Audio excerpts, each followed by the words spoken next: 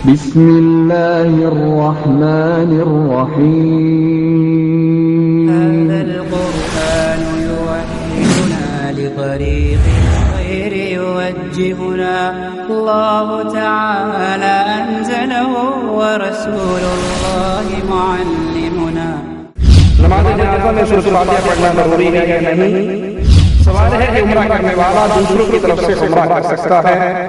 مسلمان کے مرنے کے بعد اس کے عزیز و اقارب رشتہ داروں کو مرنے والے کو ثواب پہنچانے کے لیے کون سا کام کرنا چاہیے اور غم اور سوگ کا کیا طریقہ؟ ہاتھ اٹھا کر دعا کرنے کے بعد چہرے پر ہاتھ پھیرنا چاہیے یا نہیں؟ مصافحہ ایک ہاتھ سے کرنا ہے کہ دونوں ہاتھ سے؟ اس کے بعد سینے پہ ہاتھ رکھنا چاہیے یا نہیں؟ غم اور سوگ کا کیا طریقہ ہے؟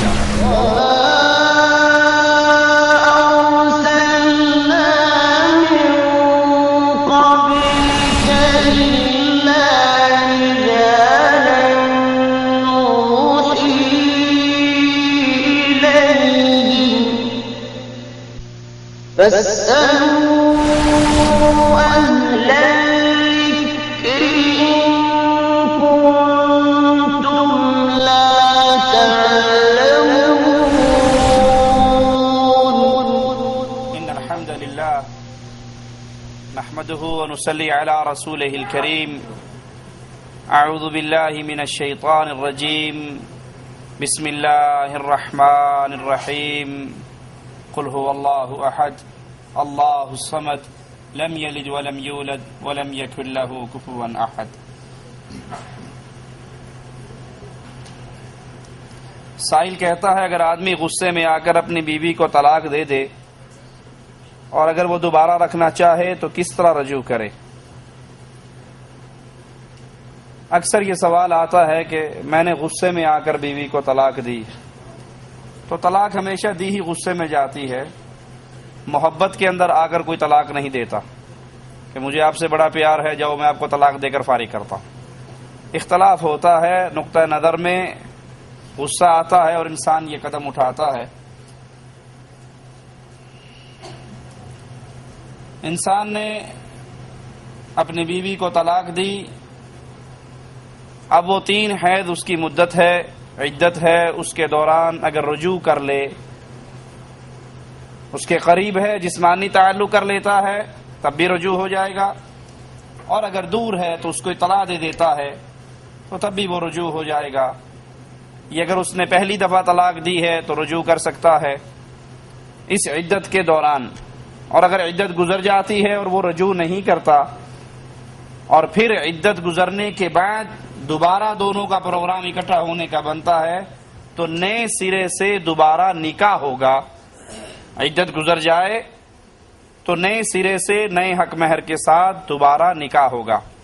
انسان نے پھر کسی موقع پر آ کر دوبارہ طلاق دے دی، پھر اسی طرح اس کا رجوع ہو سکتا ہے، اور تیسری طلاق دینے کے بعد پھر رجوع نہیں ہو سکتا، اب وہ اس کے لیے حرام ہو چکی ہے، الا یہ کہ وہ کسی اور سے نکاح کرے اور وہ نکاح ہو، حلالے والی بغیرتی نہ ہو، وہ نکاح ہو جس کے اندر باقاعدہ گواہ ہوتے ہیں، نکاح خوان ہوتا ہے، خوشیاں ہوتی ہیں اور ہمیشہ کے لیے ساتھ نبھانے کا عہد ہوتا ہے۔ ہاں اگر میاں بیوی میں انبن ہو جائے اور وہ خامند بھی اس کو طلاق دے دے تو عدت گزارنے کے بعد یہ پہلے والے سے نکاح کر سکتی ہے۔ جو ہمارے ہاں اس کے درمیان میں بنی اسرائیل کے بہانوں کی طرح ایک ہیلا تلاش کیا گیا حلالے کا، وہ حلالہ نہیں ہے، وہ حرامہ ہے، وہ بغیرتی ہے۔ رسول اللہ صلی اللہ علیہ وسلم نے اپنے صحابہ سے کہا کیا میں تمہیں کرائے کا بکرا، کرائے کا سانڈ نہ بتاؤں؟ صحابہ نے کہا ضرور۔ آپ نے فرمایا حلالہ کرنے والا، حلالہ کرنے والا، حلالہ کروانے والا، دونوں پر اللہ کی لعنت برستی ہے۔ سائل کہتا ہے کہ 3 بار طلاق بولنے سے ہو جاتی ہے؟ اختلافی مسئلہ ہے، لیکن راجح قول یہی ہے صحیح روایات کی روشنی میں کہ کوئی شخص ایک مجلس میں 3 دفعہ بھی اپنی بیوی کو طلاق دے دے تو وہ 1 کاؤنٹ ہوتی ہے، وہ 3 کاؤنٹ نہیں ہوتی۔ صحیح قول صحیح حدیث کی روشنی میں یہی ہے کہ ایک مجلس میں دی جانے والی 3 طلاقیں بھی ایک ہی گردانی جاتی ہیں۔ عورت کا حجاب کہاں تک ہے؟ ہاتھ اور چہرے ڈھانپنے کے بارے میں کیا حکم ہے؟ عورت کو اپنی زینت چھپانے کا حکم ہے۔ وہ زینت اس کا لباس ہو، وہ زینت اس کا چہرہ ہے، وہ زینت اس کے ہاتھ ہیں، اس کے پاؤں ہیں۔ عورت پوری کی پوری برقعے کے اندر چھپی ہوئی ہونا ضروری ہے۔ سر کے بالوں سے لے کر پاؤں کی ایڑیوں تک عورت پردے میں چھپی ہونی چاہیے، نامحرم کے سامنے۔ وہ اپنا چہرہ بھی نہیں کھول سکتی، غیر محرم کے سامنے اپنے ہاتھ بھی نہیں کھول سکتی۔ رسول اللہ صلی اللہ علیہ وسلم جب تکبر سے ڈراتے ہوئے ٹخنے سے چادر نیچے رکھنے کا ذکر کرتے ہیں تو کہتے ہیں کہ عورتوں کے لیے ہے کہ وہ ایک بالشت اپنا کپڑا اپنی ایڑیوں سے نیچے رکھیں، اس سے زیادہ چادر نہ لٹکائیں۔ ام سلمہ رضی اللہ تعالی عنہا فرماتی ہیں کہ یا رسول اللہ صلی اللہ علیہ وسلم، اس طرح کرنے سے اگر ایک بالشت کپڑا ہوگا تو جب ہم چلیں گی تو ہماری تو ایڑیاں ننگی ہوں گی، چلتے ہوئے کپڑا اٹھے گا ہمارے پاؤں ننگے ہوں گے۔ تو آپ صلی اللہ علیہ وسلم نے ایک ہاتھ کپڑا لٹکانے کی اجازت دی۔ تو عورت کا ہاتھ، عورت کا چہرہ، جن لوگوں کا یہ دعویٰ ہے کہ ہاتھ اور چہرہ چھپانے کی شریعت میں کوئی دلیل نہیں، ان کا یہ دعویٰ غلط ہے، بلکہ پردے میں عورت کا چہرہ، عورت کا ہاتھ یہ شامل ہے۔ رسول اللہ صلی اللہ علیہ وسلم نے شادی کرنے والے نوجوان کو اجازت دی کہ جس سے وہ شادی کر رہا ہے اس کو ایک نظر دیکھ سکتا ہے۔ اس کا مطلب کیا ہوا؟ ایک نظر دیکھ سکتا ہے، یعنی وہ چہرہ پردے میں چھپا ہوا رہنا چاہیے، اور جس نے شادی کرنی ہے وہ ایک نظر اس اپنی ہونے والی بیوی کو دیکھ سکتا ہے۔ اور اگر چہرے کے پردے کی دلیل ہی نہیں تو پھر ایک نظر دیکھنے کا تو معاملہ ہی نہیں، وہ دروازے پہ کھڑا ہو جائے، جب نکلے گی بے پردہ نکلے گی، جی بھر کے دیکھ لے۔ اس کے لیے تفصیل میں ہماری 2 سیڑھیاں ہیں، جو بھائی سننا چاہے وہ وجوب نقاب و حجاب سیڑھیوں سے مزید فائدہ اٹھا سکتا ہے۔ قرآن و سنت کی روشنی میں لڑکی اور لڑکے کی شادی کا کیا طریقہ ہے؟ شادی کی کئی وجوہات رسول اللہ صلی اللہ علیہ وسلم نے بیان فرمائی۔ شادی خوبصورتی کی بنیاد پر بھی ہوتی ہے، مال کی بنیاد پر بھی ہوتی ہے، حسب اور نسب کی بنیاد پر بھی ہوتی ہے۔ رسول اللہ صلی اللہ علیہ وسلم نے فرمایا کہ تم جب بھی شادی کرو تو اسلام کی بنیاد پہ شادی کرو۔ شادی کی بنیاد کہ یہ سید صاحب ہیں، سید کی بیٹی سید کے گھر جائے گی، راجپوت کی بیٹی راجپوت کے گھر جائے گی، خان کی بیٹی خان کے گھر جائے گی، پنجابی کی پنجابی کے گھر جائے گی، ہندی کی ہندی کے گھر جائے گی۔ یہ بنیاد اسلام نے نہیں بیان کی، یہ ہندوازم کی بنیادیں ہیں۔ ذات پات کی بنیاد پر جو شادیاں ہوتی ہیں وہ ہندوازم میں ہیں۔ اسلام میں نکاح کی بنیاد اللہ کا دین اور اسلام ہے۔ جب بھی شادی کی جائے، شادی کرتے ہوئے لڑکی ہو یا لڑکا ہو، اس کا دین دیکھا جائے۔ رسول اللہ صلی اللہ علیہ وسلم نے فرمایا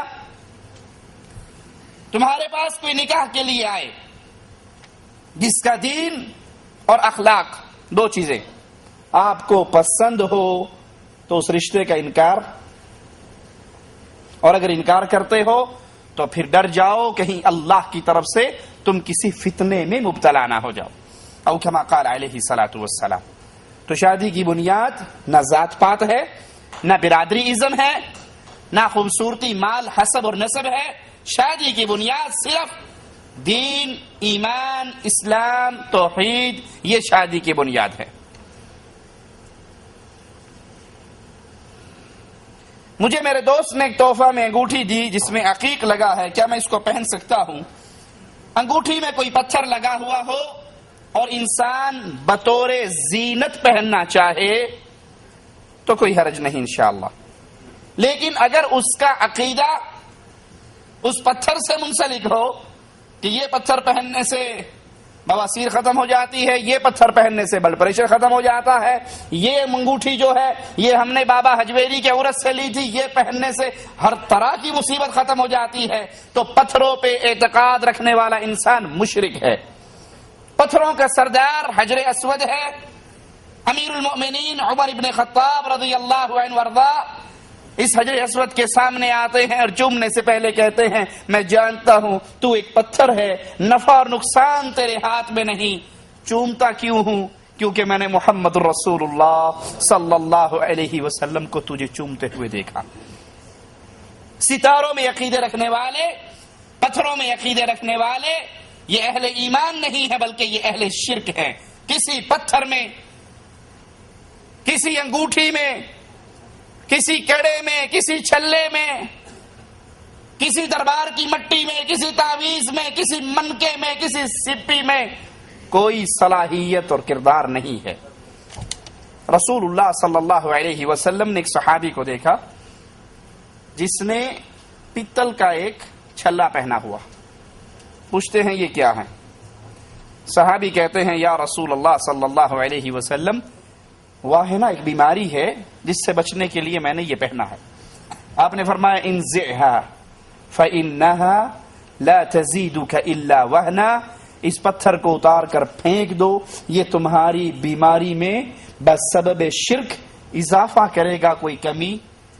ولو مت وهي عليك ما افلحت ابدا، اگر یہ پتھر یہ پیتل کا چھلا اس عقیدے سے پہنے تمہاری موت واقع ہو گئی تو تم کبھی بھی فلاح نہیں پا سکو گے۔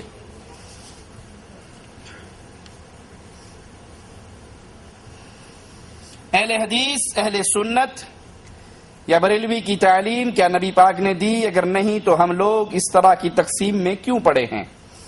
رسول اللہ صلی اللہ علیہ وسلم نے ہمیں تعلیم دی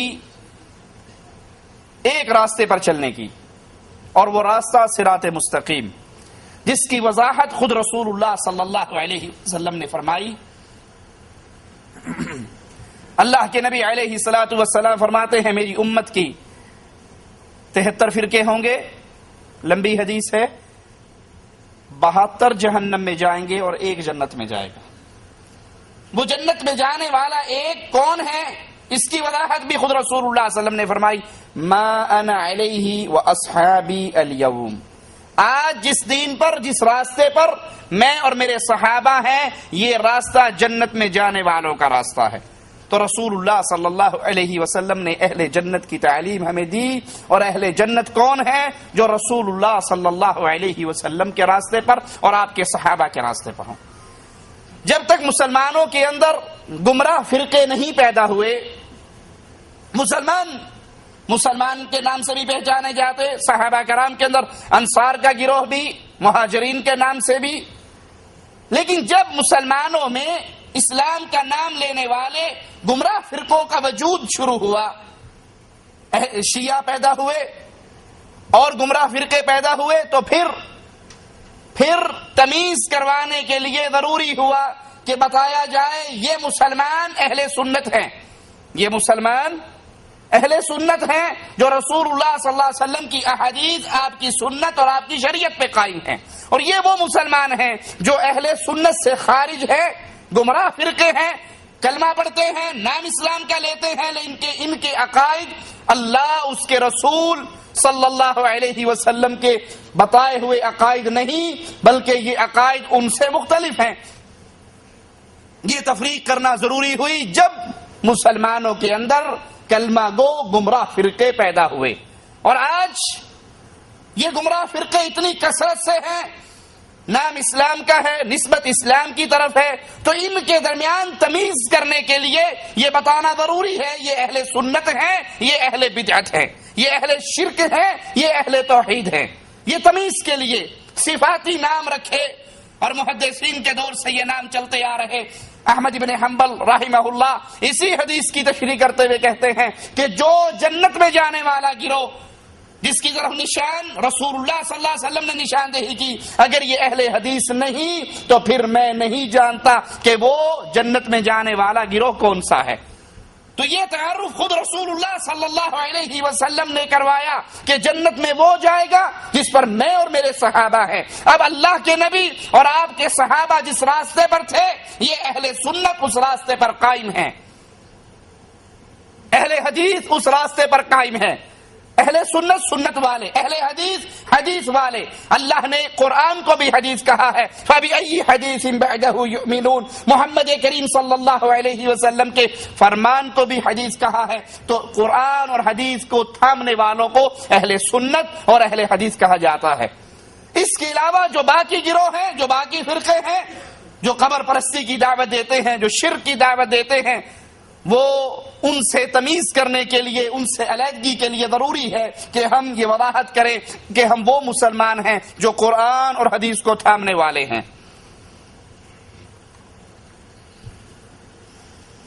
شیعہ سنی کے عقائد کیسے مل جائیں؟ کیا آپ نے اس کی کوشش کی؟ زمین اور آسمان کیسے مل جائیں؟ کبھی آپ نے اس کی کوشش کی؟ ایک زمین ہے, ایک آسمان ہے, دونوں کے اندر بہت بڑا فرق ہے. ایک وہ ہے جو کہتے ہیں اللہ اکیلا ہے, ایک وہ ہے جو کہتے ہیں اللہ اکیلا ہے, ایک وہ ہے جو کہتے ہیں کہ اللہ اور علی میں اتنا ہی فرق ہے کتنا آدمی شیشے کے سامنے کھڑا ہو اسے شیشے میں اپنا عکس نظر آئے, ادھر اللہ ہے اور ادھر علی اس کا عکس ہے. یہ دونوں کیسے مل سکتے ہیں؟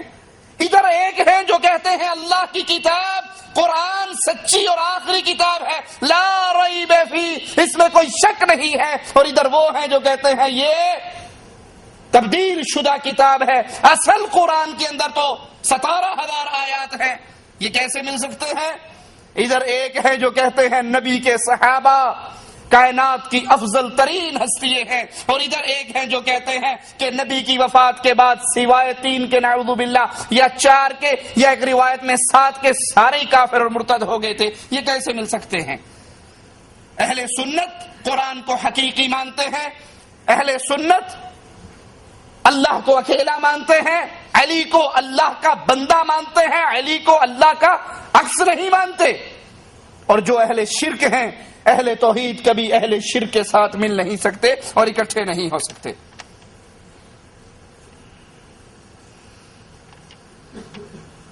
فجر کی نماز اگر کوئی ہمیشہ ترک کرتا ہے اور ظہر سے پہلے پڑھتا ہے تو اس کا کیا حکم ہے؟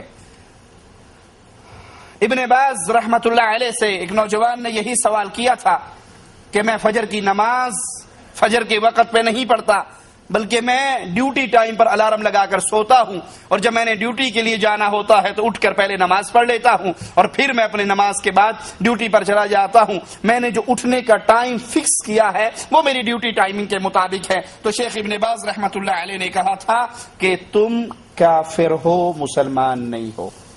تمہاری اللہ نے عبادت کا جو مقام جو وقت مقرر کیا ہے تم نے اس کو چھوڑ کر تبدیل کر کے اپنی مرضی سے ایک نیا وقت مقرر کر لیا ہے. اور دلیل ارائیت الذی من اتخذ الہہ ہوا, کیا تم نے ایسے شخص کو دیکھا ہے جس نے اپنی خواہش کو اپنا رب بنا لیا؟ واللہ اعلم.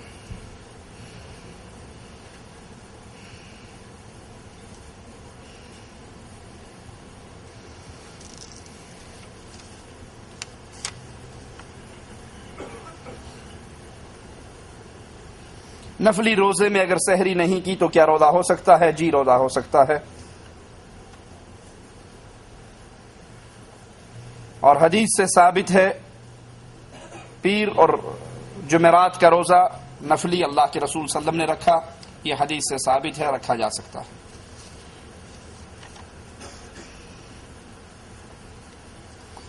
زکوٰۃ کس چیز کی ادا کرنی چاہیے؟ سونا, گھر, پلاٹ. سونے پر زکوٰۃ ہے, گھر جو آپ نے اپنا رہائش کے لیے رکھا ہوا ہے اس پہ زکوٰۃ نہیں ہے. پلاٹ اگر آپ نے اس لیے رکھا ہے کہ میرے پاس گھر نہیں ہے, میں اس پلاٹ جب اللہ موقع دے گا تو اس پہ گھر بناؤں گا اور رہوں گا, ابھی میں کرائے پہ رہ رہا ہوں, تو اس پہ بھی زکوٰۃ نہیں ہے. لیکن اگر آپ نے تجارت کی نیت سے پلاٹ خریدا ہوا ہے تو اس پر زکوٰۃ ہے.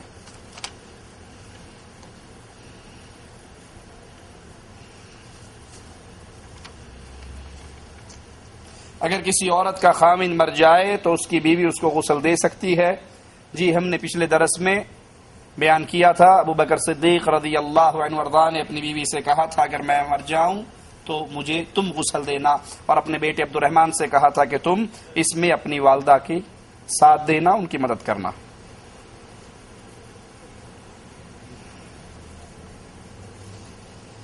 ایک روم میں ہندو اور مسلمان سوتے ہیں، کیا اس کی موجودگی میں نماز پڑھ سکتے ہیں؟ ایک روم کے اندر مسلمان اور غیر مسلم اکٹھے رہتے ہیں، لیکن اگر وہ روم پاک ہے، کارپیٹ پاک ہے، ایک ہندو یا غیر مسلم جو اس کے ساتھ رہ رہا ہے وہ پاکی کا خیال رکھتا ہے، تو وہاں پہ نماز کے وقت پر نماز سنتیں وغیرہ نفل پڑھی جا سکتی ہیں۔ فرض نماز مسلمان کو مسجد میں پڑھنی چاہیے۔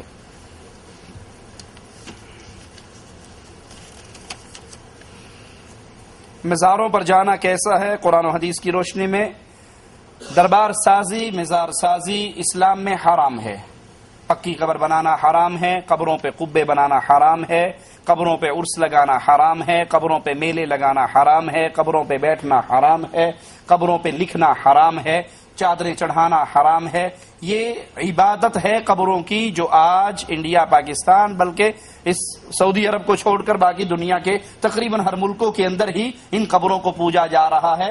رسول اللہ صلی اللہ علیہ وسلم فرماتے ہیں کہ یہ لوگ جو اولیاء کے مرنے پر ان کی قبروں کو مسجدیں بنا لیتے ہیں، اللہ کی مخلوق میں سب سے گندی ترین مخلوق ہے، یہ شریر ترین مخلوق ہے جو قبروں کو عیدگاہ بناتی ہے، قبروں کو مسجدیں بناتی ہے، اس پہ سجدے کرتی ہے، طواف کرتی ہے۔ یہ اہل شرک ہیں اور یہ اہل شرک کے مراکز ہیں۔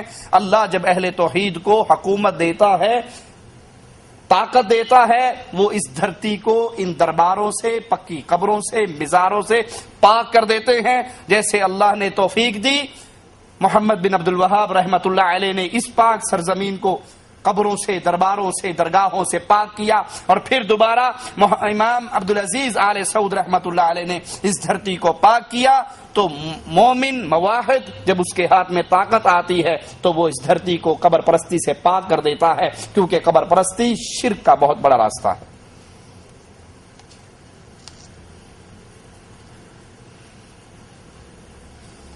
انسان 5 وقت نماز پڑھتا ہے اور اسے نہ چاہتے ہوئے گناہ ہو جائے، کیا اس کی نماز اس کو فائدہ دے گی؟ بالکل فائدہ دے گی۔ نماز 5 وقت پڑھتا ہے، یہ مومن ہے، یہ مسلمان ہے، اگر اس سے گناہ ہو جاتا ہے اور وہ معافی مانگ لے تو اللہ اس کو معاف کر دے، اور اگر وہ معافی نہیں مانگتا اور اسی گناہ کی حالت میں مر جاتا ہے، چاہے اللہ معاف کر دے، چاہے عذاب دے کے معاف کر دے، اگر موحد ہے اور نمازی ہے تو یہ انشاءاللہ ہمیشہ کی جہنم میں نہیں رہنے والا۔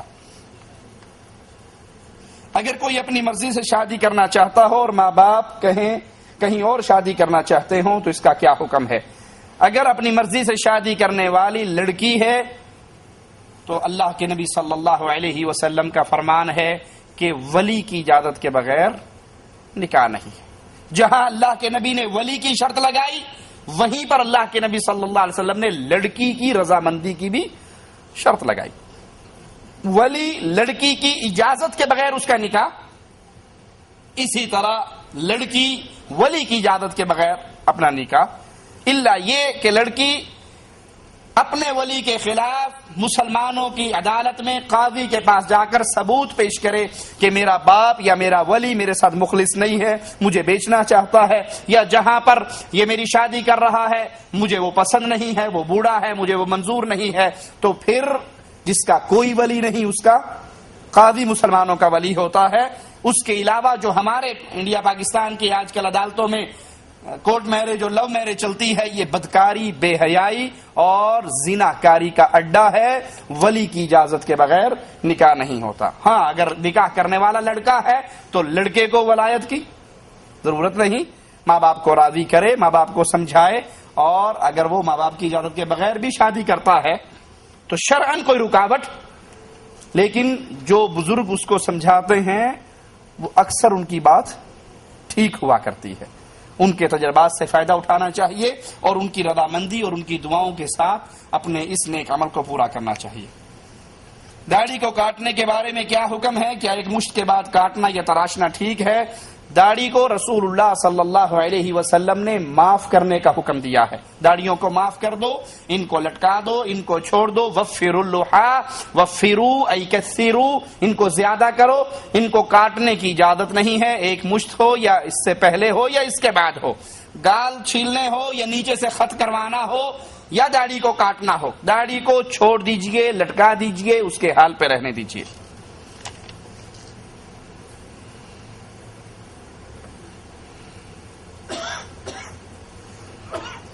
حلال جانور مثال کے طور پہ بکری یا کوئی اور جانور عورت ذبح کر سکتی ہے یا نہیں؟ عورت ذبح کر سکتی ہے، عورت ذبح کر سکتی ہے، لیکن اس کو ذبح کرنے کی عادت تو ڈالو. آپ تو مرغی بھی خود ذبح کر کے دیتے ہو، مرغی گھر لاتے ہو، بیگم کہتی ہے اس کی کھال مجھ سے نہیں اترتی، وہ اتار کر بوٹیاں بنا کے دو پھر پکاؤں گی. صحابہ اپنی بیٹیوں سے عید والے دن جانور ذبح کروایا کرتے تھے، یہ ان کی غیرت تھی. اور آج ہماری بیوی گھر میں چھپکلی آ جائے تو گھر سے نکل آتی، بابا چھپکلی اندر آ گئی. بندے بھی بزدل بن گئے اور عورتیں بھی انہی کے راستے پر بزدل بن گئی.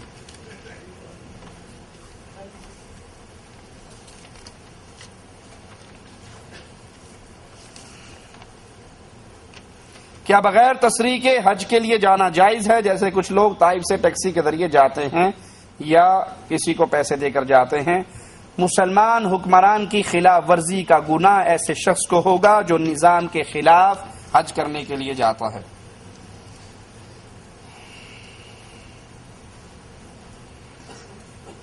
رفع دین اگر بھول کر چھوٹ گیا تو کیا سجدہ سہو کرنا ہو گیا؟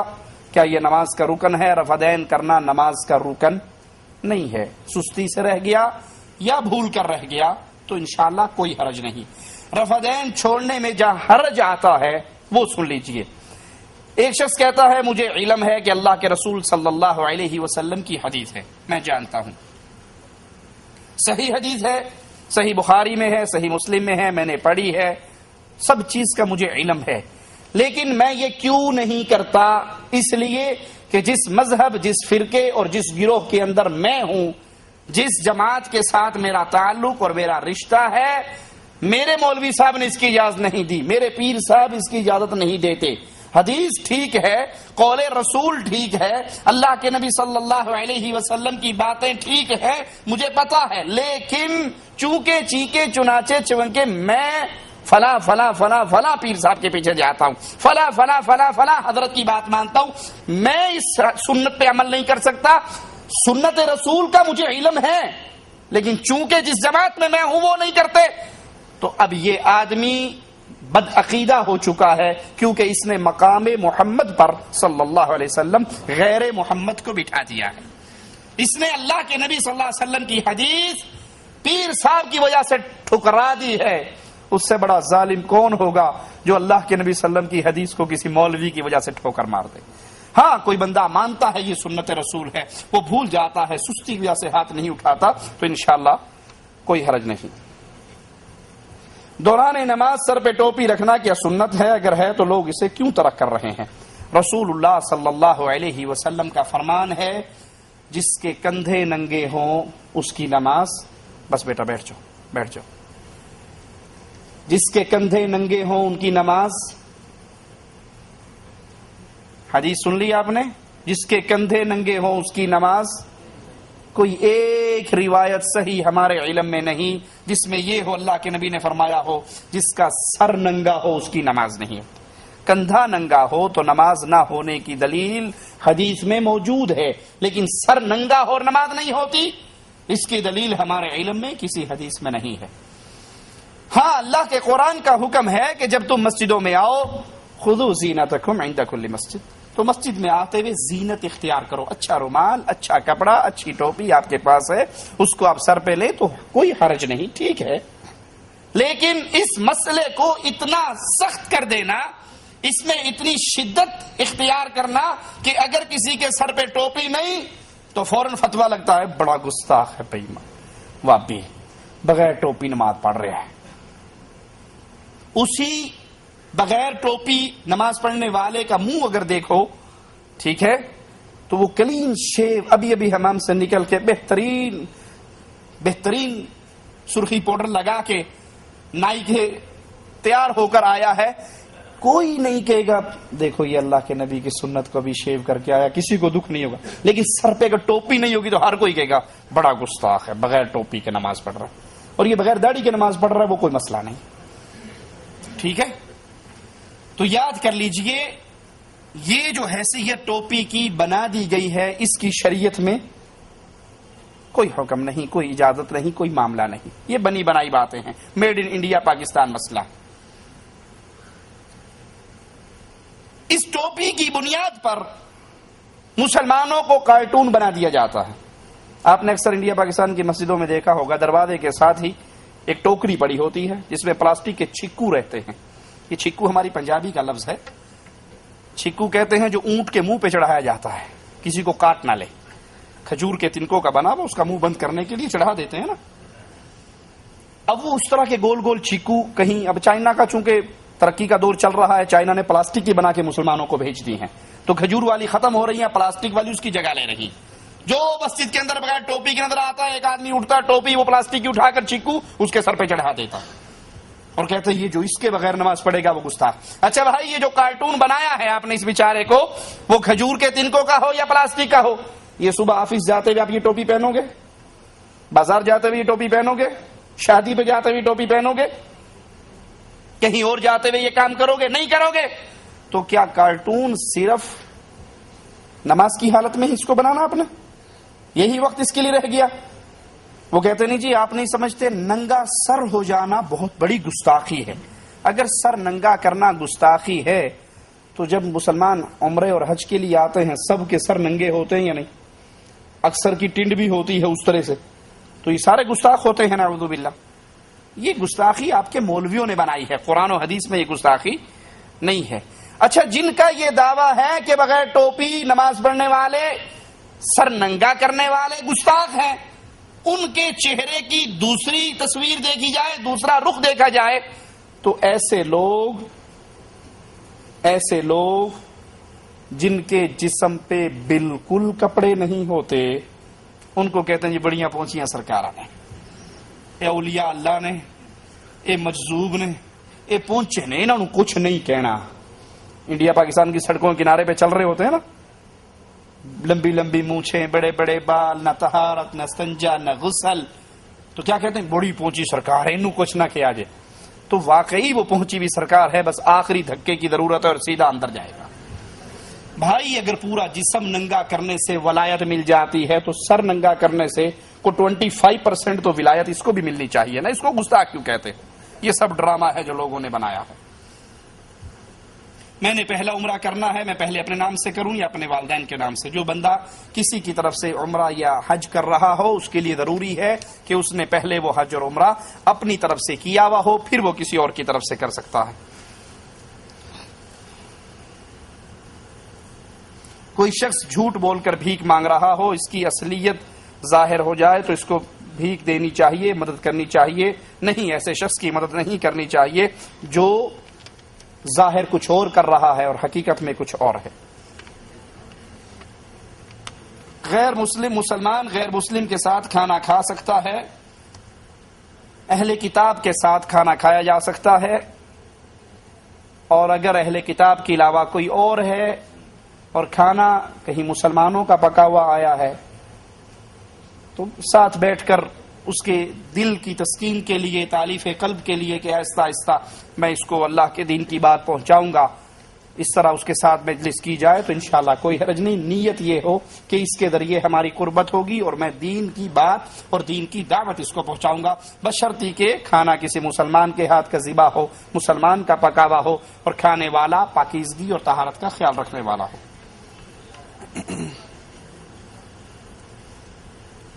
اگر کوئی غیر مسلم سلام کرے تو اس کے سلام کا جواب وعلیکم یہ کہہ کر جواب دینا چاہیے, کیونکہ وعلیکم السلام صرف اہل ایمان کے ساتھ خاص ہے.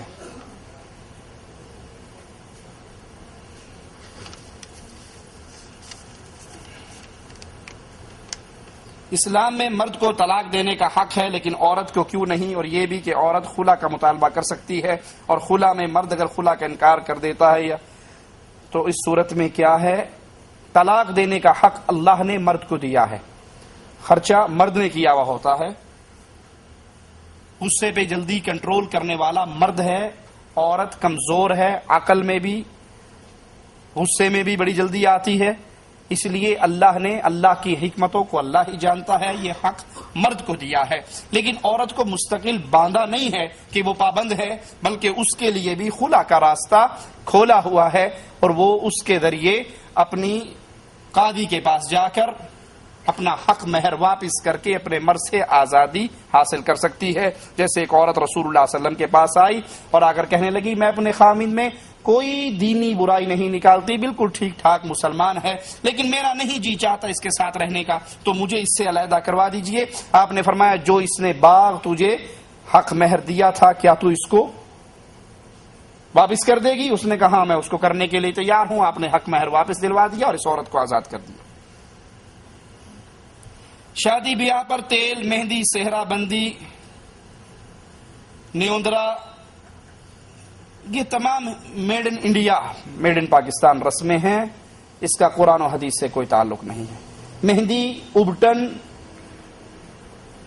تھالیوں میں سجی ہوئی موم بتیوں کی روشنیوں میں رات کو عورتوں مردوں کا مخلوط اجتماع، رقص کرتی ہوئی لڑکی والوں کے گھر میں آنا، لڑکے والوں کی بہنوں کو نے آ کر اس دلہن کو سجانا، یہ سب ہندوؤں کی رسمیں ہیں. یہ نیوندرا ہندوؤں کی رسم ہے. 100 روپے دے کے جا رہا ہے، لکھا جا رہا ہے فلاں ابن فلاں نے 100 دیے. جب اس کے بیٹے کی شادی آتی کہنا پتر ویکھی گئے نے کنے دیتے سن، ابا 100 چل 150 دے آت ہوئی. تو یہ ہندوؤں کی رسمیں ہیں، اس کا اسلام سے تعلق نہیں. ویسے ہماری ایک سی ڈی جہیز اور شادی بیاہ کی رسموں پر موجود ہے، جو بھائی تفصیل جاننا چاہے اس کو سن سکتا ہے. اگر فجر کی نماز کی جماعت کھڑی ہو جائے تو کیا پہلے فجر کی سنتیں پڑھنی چاہیے یا جماعت میں شامل ہونا چاہیے؟ رسول اللہ صلی اللہ علیہ وسلم نے فرمایا جب فرض نماز کھڑی ہو جائے تو پھر کوئی اور نفل نماز نہیں ہوتی. فرض نماز کھڑی ہو گئی، آپ سنتوں میں ہو، وہیں پر چھوڑ کر فرض نماز میں شامل ہو جاؤ، کیونکہ اصل فرض نماز ہے، اصل فرض ہے، سنتیں اس کے بعد میں ادا کی جا سکتی ہیں. اگر قبر پہ ثواب کی نیت سے فاتحہ پڑھنا جائز ہے یا نہیں؟ قبر پر فاتحہ پڑھنا، چاروں کل پڑھنا، پھر اس کا ثواب اس مردے کی روح کو بلٹی کرنا اسلام میں ثابت نہیں ہے. قبر پہ جاؤ، اس مردے کے لیے مغفرت کی دعا کرو، وہ تعلیم رسول اللہ صلی اللہ علیہ وسلم نے دی ہے. قبرستان جانے کی دعا اس کو یاد کرو، وہ پڑھو، اس کے لیے مغفرت کی دعائیں کرو. وہاں کھڑے ہو کر فاتحہ پڑھنا، چاروں کل پڑھنا، اور اگر پڑھنے والا مولوی صاحب ہے اور جو اندر پڑھا وہ ملک صاحب ہے اور اس کے بیٹے نے جیب بھری ہوئی ہے تو پوری سورت بقرہ پڑھ کر اس کی روح کو بخشنا، یہ تمام مولویوں نے اپنے کھانے کے ڈھونگ بنائے ہوئے ہیں.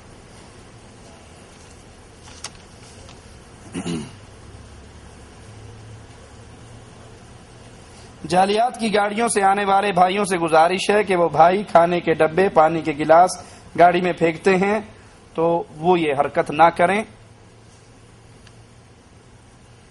کیا سعودی عرب میں کوئی اسلامی بینک موجود ہے جو بلا سود بینکاری کر رہا ہو؟ ہمارے علم کے مطابق بینک راج ہی میں سود والے معاملات نہیں ہیں، واللہ اعلم.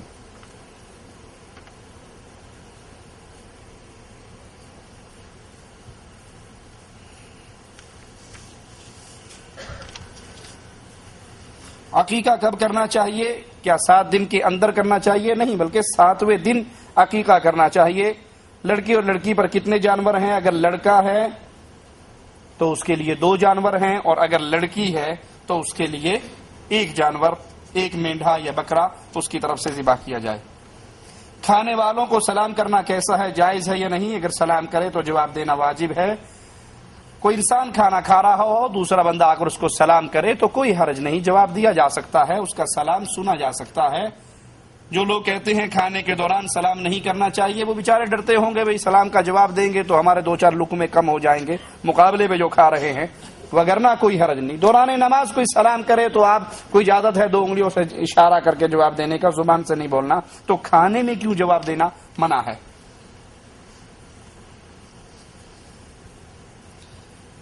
مردے کو لے کر جب جنازہ چلتے ہیں تو مختلف دعائیں پڑھتے ہیں اور بلند آواز سے کچھ کہتے ہیں، اور جنازہ پڑھنے کے بعد وہاں پر دانے وغیرہ بکھیرتے ہیں، پھر بیٹھ جاتے ہیں اور دعا کرنے کے بعد کھانے کا اعلان، کل 7ویں، تیجے، 40ویں، اور اس کے بعد مردے کو دفن کرنے کا. کرنے کے بعد قبر کو پر پھول بتیاں اگربتیاں لگاتے ہیں. بھائی یہ تمام چیزیں مولویوں کے ڈرامے ہیں، مولویوں کے کھانے کے ڈھونگ ہیں. یہ تیجا، یہ ساتواں، یہ ناواں، یہ 10واں، یہ 40واں، یہ سب مولویوں کے پیٹ تک اس کا معاملہ آ کر ختم ہو جاتا ہے. وگرنہ مولوی صاحب سے پوچھئے 40ویں کی عربی کیا ہے؟ پورا دین عربی میں آیا، قرآن عربی میں ہے، حدیث عربی میں ہے. تیجے کی عربی کیا ہے؟ نامے کی عربی کیا ہے؟ 10ویں کی عربی کیا ہے؟ 7ویں کی عربی کیا ہے؟ کل، رسم کل ہوگی. کل کو عربی میں کیا کہتے ہیں؟ کل کہہ دو مولوی صاحب نے کیسی نہیں کرتے. یہ کل اس کا کوئی وجود نہیں ہے، یہ سب مولویوں نے اپنے کھانے کے لیے بنائے ہیں. پھر دفنانے کے بعد وہاں راستے میں دال مسور پھینک کر آتے ہیں، کہتے ہیں روح نکل دی باہر چوکتی رہے گی، آپ واپس بڑھ جائے گی، تھک کے باہر نہیں آئے گی.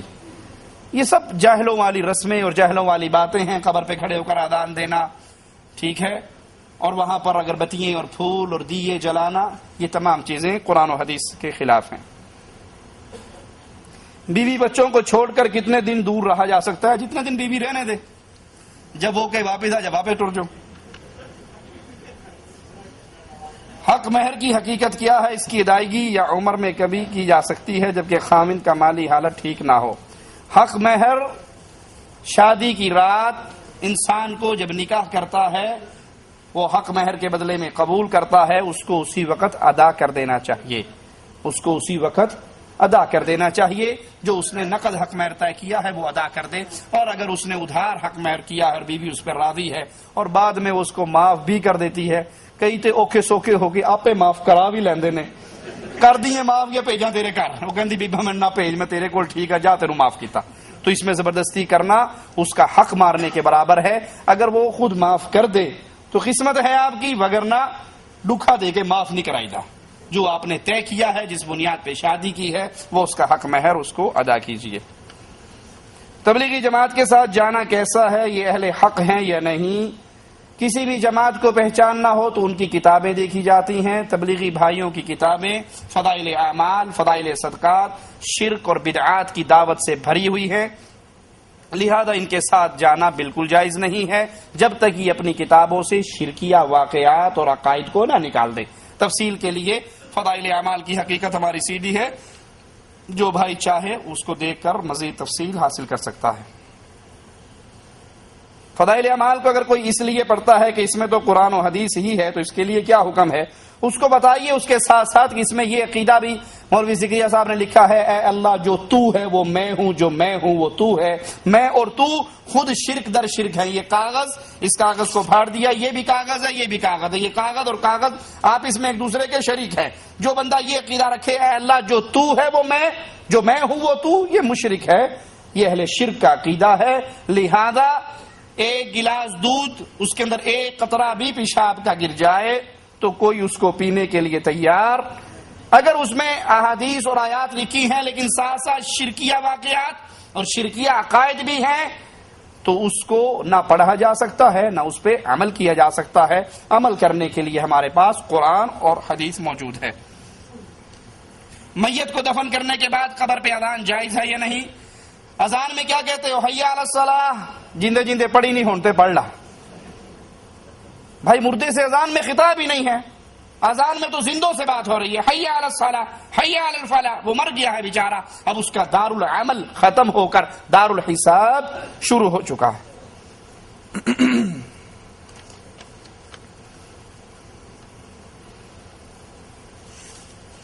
اہل سنت کی تعریف کر دیں. اہل سنت کون ہے؟ بریلوی بھی اپنے آپ کو اہل سنت کہتے ہیں. اہل سنت سے مراد جو قرآن اور حدیث کو تھامے ہوئے ہیں اس طرح جس طرح رسول اللہ صلی اللہ علیہ وسلم کے صحابہ نے تھاما تھا. آپ نے فرمایا تھا ما انا علیہ واصحابی، جس پر آج میں اور میرے صحابہ ہیں، یہ اہل سنت ہے. اب بریلوی مکتبہ فکر جو ہمارے علاقوں میں منتشر ہے، وہ قبروں کو پوجتے ہیں یا نہیں؟ قبروں پہ عرس میلے چلتے ہیں یا نہیں؟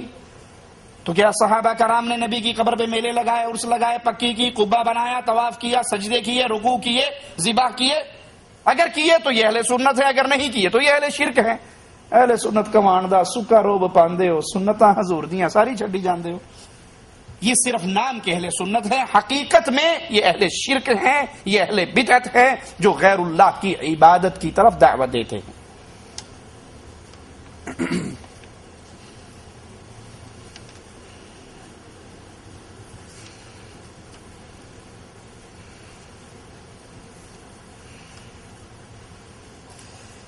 گزارش ہے، نماز فرض کے بعد ہاتھ اٹھا کر دعا کرنا سنت سے ثابت ہے یا نہیں؟ فرض نماز کے بعد ہاتھ اٹھا کر اجتماعی دعا کرنا سنت سے ثابت نہیں ہے۔ خطبے کے دوران ہاتھ اٹھا کر دعا کرنا ثابت ہے یا نہیں؟ دوران خطبہ اگر بارش کے لیے دعا کی جائے تو رسول اللہ صلی اللہ علیہ وسلم سے ثابت ہے، آپ نے ہاتھ بلند کیے اور بارش کے لیے دعا کی۔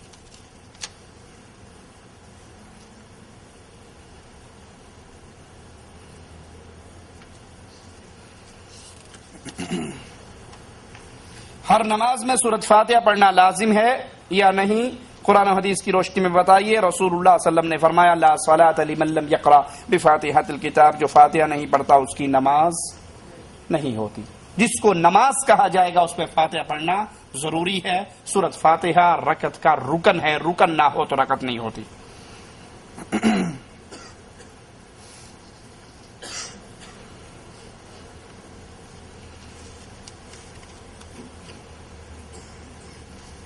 میرے غیر مسلم دوست ہیں، کیا میں غیر مسلم دوست کو دعوت دے سکتا ہوں؟ اگر دے سکتا ہوں تو کس طرح؟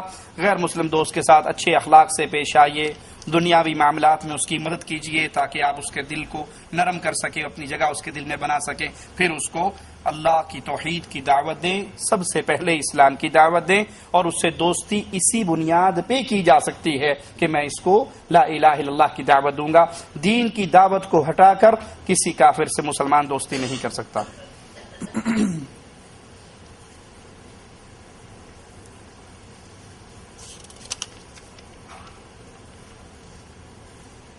کیا بچے کا نام توحید رکھ سکتے ہیں؟ وہ نام رکھنے چاہیے جو اسلامی ہو، جو صحابہ کرام کے نام ہو، بہتر ہے ایسے نام رکھے جائیں۔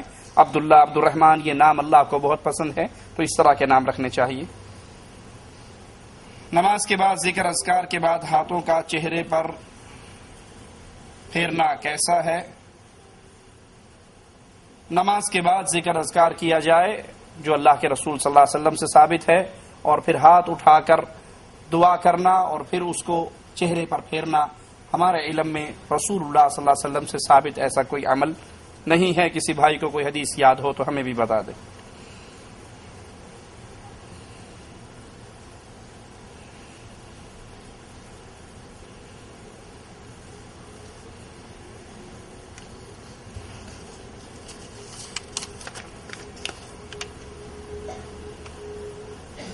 صلاۃ وتر نماز میں دعائے قنوت کے بعد اپنی زبان میں دعا کر سکتے ہیں۔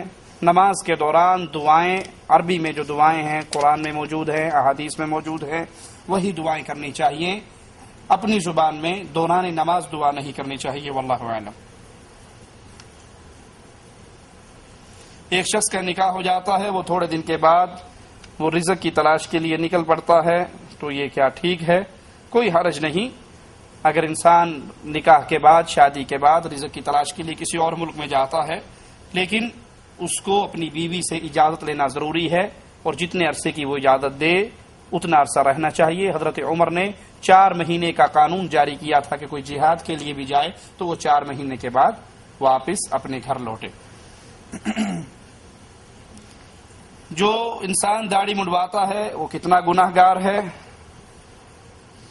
داڑھی منڈوانے والا رسول اللہ صلی اللہ علیہ وسلم کی سنت کو ترک کر رہا ہے اور بہت بڑا گناہ ہے۔ شیطان کا ہم نوا اور ہم پلہ بن رہا ہے، کیونکہ شیطان نے کہا تھا کہ میں ان بندوں سے وہ کام کرواؤں گا، یہ تیری بنائی ہوئی تصویر کو بگاڑیں گے، جانوروں کے کان کاٹیں گے۔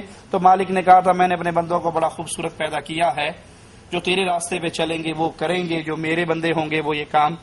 تو جو انسان داڑھی کاٹ رہا ہے وہ خود سوچ لے وہ اللہ کو راضی کر رہا ہے یا شیطان کو راضی کر رہا ہے۔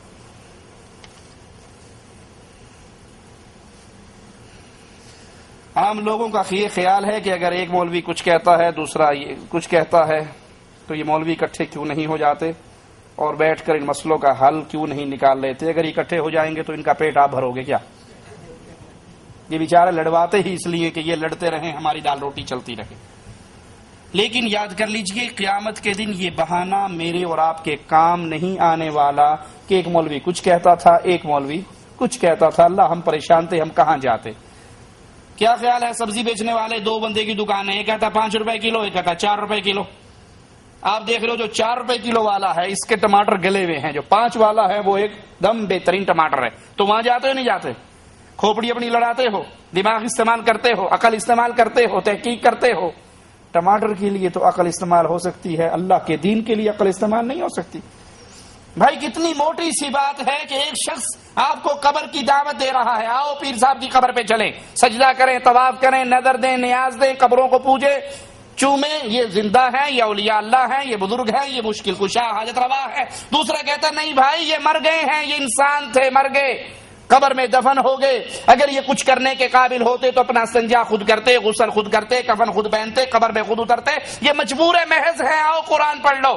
ایک اللہ کی توحید کی دعوت دے رہا ہے، ایک غیر اللہ کی پوجا کی دعوت دے رہا ہے۔ آپ کہتے ہیں اے بھی ٹھیک ہے، وہ بھی ٹھیک ہے، جڑا جتھے لگا ہے ٹھیک لگا، سانو پتہ کوئی نہیں۔ انہیں لتر پہن کے فرشتہ تو پھر اوتھے کھوپڑی ٹھیک ہوئے گی۔ ایک قرآن کی دعوت دے رہا ہے، ایک کہہ رہا ہے یہ قرآن نہیں پڑھنا، جو قرآن پڑھ گیا خلاص وہ گیا۔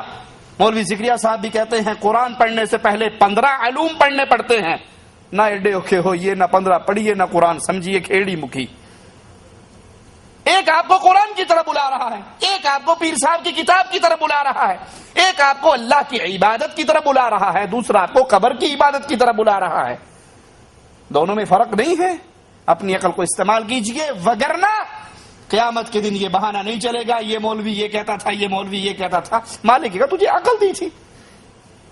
سوچئے آپ میں سے کتنے بھائی ہیں جو ڈرائیور ہیں، کتنے بھائی ہیں جو انجینئر ہیں، کچھ ڈاکٹر بھی ہوں گے۔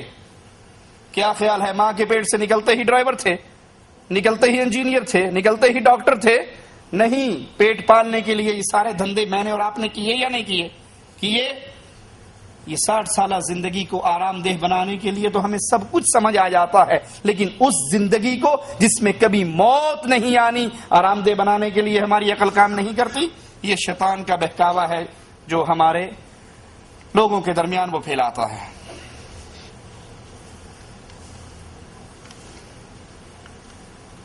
جو شخص نماز نہیں پڑھتا اس کا کیا حکم ہے؟ نماز مسلمان اور کافر کے درمیان فرق ہے۔ جو نماز نہیں پڑھتا وہ مسلمان نہیں ہے۔ مسلمان ہندوؤں کے ساتھ کھانا کھا سکتا ہے، ان کو دین کی دعوت دینے کے لیے ان کے ساتھ اگر بیٹھتا ہے، بشرطی کہ کھانا مسلمان کا پکا ہوا ہے، مسلمان کے ہاتھ کا ذبیحہ ہے، ان کو دعوت دے رہا ہے، ان سے دوستی کر رہا ہے دین کی دعوت پہنچانے کے لیے، اور ہاتھ صاف، پاک، برتن پاک، سب معاملہ اس کے اپنے کنٹرول میں ہے، پھر ان کو دعوت کھلاتا ہے تو انشاءاللہ کوئی حرج نہیں۔ نیت یہ ہو کہ میں اس کے ذریعے اچھے اخلاق کے ذریعے ان تک دین اسلام کی بات پہنچاؤں گا۔ جو آدمی 4 وقت کی نماز پڑھتا ہے، فجر کی نماز نہیں پڑھتا، اس کا کیا حکم ہے؟ یہ مسئلہ پہلے بیان ہو چکا ہے۔ ایک آدمی مجھے کہتا ہے تم داڑھی کا خط کیوں نہیں کرواتے؟ تم نے اس طرح داڑھی رکھی ہے جس طرح سردانوں نے رکھی ہے۔ لا حول ولا قوت الا باللہ۔ داڑھی بڑھانا یہود و نصارہ کی مخالفت ہے، وہ نہیں مانتا، میں اس کو جواب دیتا ہوں۔ ان سے کہیے کہ میں داڑھی کا خط اس لیے نہیں کرواتا کیونکہ رسول اللہ صلی اللہ علیہ وسلم نے اس کی تعلیم نہیں دی۔ جس چیز کی تعلیم رسول اللہ صلی اللہ علیہ وسلم نے دی ہے وہ کیا ہے؟ وفر اللحا، اپنی داڑھیوں کو معاف کرو، اپنی داڑھیوں کو لٹکاؤ۔ داڑھی کاٹنے کی تعلیم رسول اللہ صلی اللہ علیہ وسلم نے ہمیں نہیں دی۔ نبی کریم صلی اللہ علیہ وسلم جب وفات پا گئے تو اس کے بعد مسجد نبی میں امامت کس نے کروائی؟ ابو بکر صدیق رضی اللہ عنہ وارضاہ، وہ صحابی ہیں جنہیں رسول اللہ صلی اللہ علیہ وسلم نے اپنی زندگی میں بیماری کے آخری ایام کے اندر امامت کے لیے کہا۔ وہ آپ کی زندگی میں بھی نماز پڑھاتے رہے اور آپ کی وفات کے بعد بھی نماز پڑھاتے رہے۔ بعض لوگ اپنے ممالک میں سعودی عرب کے حساب سے روزے رکھتے ہیں، ایسا کرنا صحیح ہے؟ ایسا کرنا غلط ہے۔ اگر کوئی شخص سعودی عرب کے حساب سے اپنے ملکوں میں روزے رکھتا ہے تو سعودی عرب کے سورج کے غروب ہونے پر وہاں کیوں نہیں روزہ کھول لیتا؟ غروب ہونے کے لیے تو اپنے سورج کا انتظار کرتا ہے، لیکن چاند کا سعودی عرب کا انتظار کرتا ہے نہیں۔ انسان کو جس علاقے میں وہ رہ رہا ہے وہاں کے حساب سے روزہ رکھنا چاہیے، چاند دیکھ کر رکھے، چاند دیکھ کر افطار کرے۔ جس آدمی نے زندگی بھر نماز نہیں پڑھی اس کا جنازہ جائز ہے یا نہیں؟ مسلم قبرستان میں دفن کیا جا سکتا ہے۔ شیخ ابن عثیمین رحمۃ اللہ علیہ فرماتے ہیں کہ جو مستقل نماز کا تارک ہے یہ کافر ہے، نہ اس کا جنازہ جائز ہے، نہ اس کو مسلمانوں کے قبرستان میں دفن کرنا جائز ہے۔ اگر کوئی شخص ایسی حالت میں نماز میں پہنچا کہ امام رکوع میں ہے اور وہ رکوع میں شامل ہو جائے، اس کی رکعت ہو جائے گی یا نہیں جبکہ اس نے فاتحہ نہیں پڑھی؟ بعض لوگ ابو بکر رضی اللہ عنہ کی دلیل دیتے ہیں۔ یہ مسئلہ اختلافی ہے، لیکن اس میں راجح قول یہی ہے کہ رکعت رکوع میں ملنے والے کی نہیں ہوتی، اس کو کھڑے ہو کر اپنی نماز پوری کرنی چاہیے۔ مسئلہ اختلافی ہے، دونوں طرف اقوال ہیں، اور جن کی دلیل ابو بکر رضی اللہ عنہ کی روایت ہے تو جواب دینے والے کہتے ہیں کہ ابو بکر جب آ کر رکوع میں شامل ہوئے تو حدیث نہیں بتاتی وہ کون سی رکعت تھی، پہلی میں شامل ہوئے، دوسری میں شامل ہوئے، تیسری میں شامل ہوئے، حدیث میں اس کی وضاحت نہیں ہے۔ انہوں نے سلام کب پھیرا، حدیث میں اس کی وضاحت بھی نہیں ہے، پہلی رکعت تھی، دوسری تھی، کھڑے ہو کر پوری کی یا نبی کے ساتھ سلام پھیرا۔ ایک طرف ایسی مبہم روایت ہے اور دوسری طرف اس کے مطابق وہ روایتیں ہیں جس میں اللہ کے نبی صلی اللہ علیہ وسلم فرماتے ہیں کہ لا صلاۃ لمن لم یقرأ بفاتحۃ الکتاب، جو فاتحہ نہیں پڑھتا اس کی نماز نہیں ہوتی۔ سبحانک اللہم وبحمدک اشہد ان لا الہ الا انت استغفرک واتوب الیک۔